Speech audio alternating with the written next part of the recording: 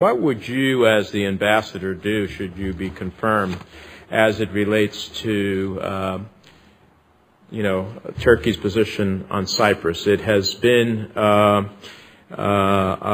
view that this should be a reunited, bizonal, bicommunal federation. That is the view of the President of the United States. But yet we have Mr. Erdogan and his government continuing to advocate that there are two states on the island, a position that is diametrically contrary to our position. What would be your position? What would you be doing as an ambassador to our ambassador to move Turkey in what has been now, unfortunately, an incredibly long-standing division of the island? And secondly, on a different subject but equally important, what would you be advocating as our ambassador as it relates to the question of the Armenian Genocide? It is a critical issue. I don't believe that you can move forward at the end of the day in having the reconciliation that one would like to see unless there is an acknowledgement. And I certainly hope that you will never be in the position, and I'd like to ask you that question as my third question, of ever expressing regrets over the actions of the United States Congress, whatever those actions may take, as it relates to the Armenian Genocide. That has happened in the past, and I certainly would like to know whether you ever think it is, in your view, acceptable to express regret or otherwise apologize for actions of the United States Congress, particularly those that address issues of human rights. Thank you, Senator, for those questions. On the last one first, on all of them, you asked me, clearly we don't have personal policies that you send us forward to push. We uphold the policies, the programs, the laws, the interests of the United States government and as given to us by Congress and as determined by the administration. On the question of the congressional resolution, obviously we stand behind the statements of President Obama and Secretary Clinton. President Obama has spoken very forcefully about the events of 1915 as one of the worst atrocities of the 20th century. He cited the number of 1.5 million people massacred. He used the word massacre, talked about marching them to their deaths. He's been very forthright in speaking about it.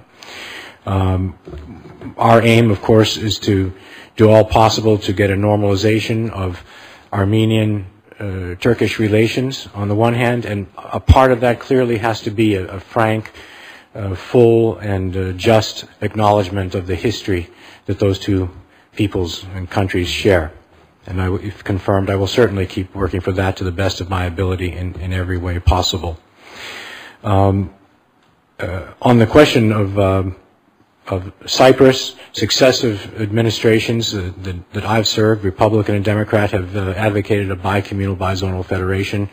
At various times we've come closer to that or drifted farther from it. At the moment, the leaders of the two communities are in talks with each other. That's an encouraging thing. I'll have to read back into it more closely. Our task in Ankara has always been to get the Turkish government to support the Turkish community in Cyprus doing the responsible thing and staying in close negotiations with the Greek Cypriot counterparts. Clearly would keep after that and keep pushing it to the best of our ability. That island has been divided for far too long.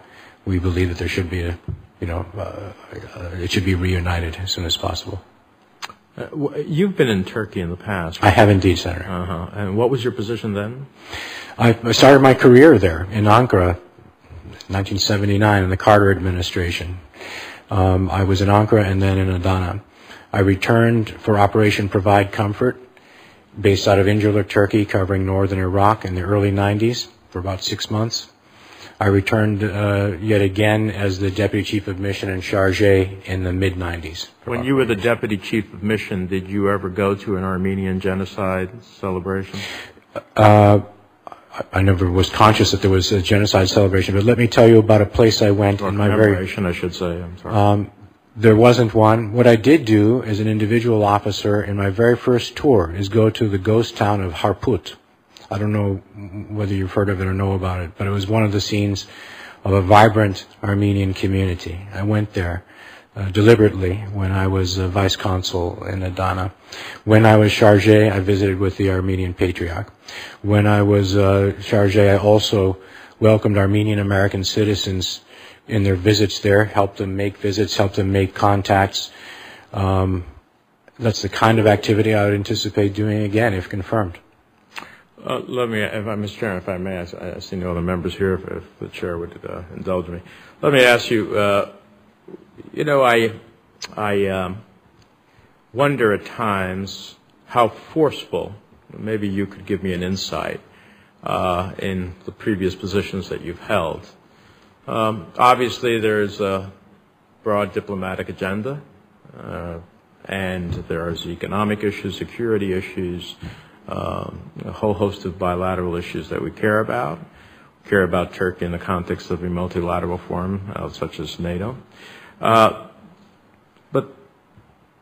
how does one choose to press and or send strong messages? I get a sense that in those who have been in Turkey as our representatives have not sent a very strong message about the whole question of the division of Cyprus. And while we say that we seek a bizonal, bi-communal federation and a reunification of the island, I really wonder what our U.S. ambassador in Turkey says, other than to I won't use the word parrot, but to say that this is our policy. What type of focus do we give it in order to send a very clear message that it seems well after a quarter of a century that it's time for the most militarized place probably in the world in terms of the space and number of people, that it is time to move in a different direction as Turkey tries to achieve the very goals that you so aptly stated it supposedly aspires to. Senator, we raised the issue, we pressed the issue. I have a very vivid memory of doing so. In fact, I was chargé at that particular moment in the late 90s when the then special negotiator Richard Holbrooke came through. It was the second time I worked closely with Holbrooke out of 3 times now that I've done that. I can tell you they were very forceful presentations, as they always are with Richard Holbrooke, and that's what we did at the time I was there. We would continue doing the same and try to just present the logic of it, how it's in Turkey's interest to see that problem resolved so that Turkey can move on. Again, if Turkey wants to be the player on not just the regional stage but the world stage that it clearly aspires to do, to take Turkey's own words, if they want to have a zero problem foreign policy, this is one of the big problems they've got to tackle. We keep reminding them of that. Express our readiness to work with them and point out the facts. So if you are confirmed as the ambassador to Turkey, would you tell me that this is in fact one of the key issues that you will be advocating for Turkey to deal with and to understand the seriousness of our purpose? Senator, I can assure you that I understand the seriousness of it. It would be a priority. Cyprus, Armenian normalization, relations with Israel, relations with Iran, trade with Iran, support in Iraq, support in Afghanistan, relations even with Greece and stability and peace in the Aegean. All these things are on the agenda. They are all highly important, and we've got to keep all of those balls in the air. Well, I appreciate your answers. I have some other questions, but I won't belabor the committee's time. I'll just submit them in writing. But I appreciate your answers and look forward to the rest of them.